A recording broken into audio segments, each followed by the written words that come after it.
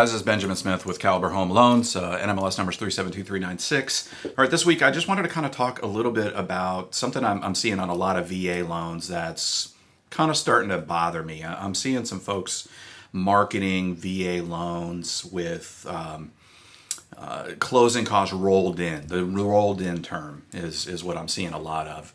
And it's kind of putting this false sense out there that the VA loan will cover everything for the buyer, including closing costs. And that just isn't really the case. And I just want to take a second to explain. So the VA will finance 100% of the purchase price of the loan plus the VA funding fee if you owe one. If you're a disabled vet that gets 10% or more disability, then you don't pay into the funding fee.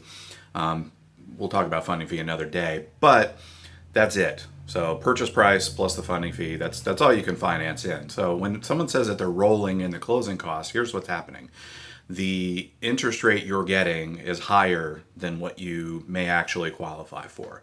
So you either qualify for a loan or you don't, and the interest rate that you get really just depends on what's up. So when you see discount points or points, then that rate is below market and you are bringing money to the table to pay for that up front. Sometimes that's great if the seller's covering it.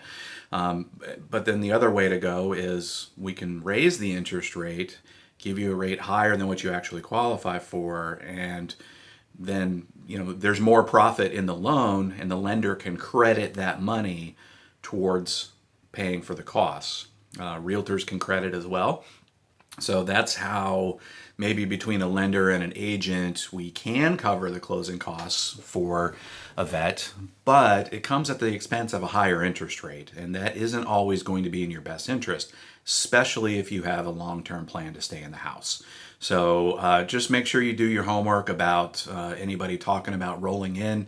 It's kind of a marketing thing, guys. It's not really, really always what's in your best interest. You want to get into the numbers, have your loan officer really explain what's going on and what that higher rate is really going to cost you in the end to not have the money up front. Sometimes it's better just to cover what the seller isn't covering if that's the situation, or see if we can negotiate. Sometimes you can pay a little bit higher price on a house, be closer to what they were asking, and ask the seller to chip in to cover those costs so you're not out of pocket.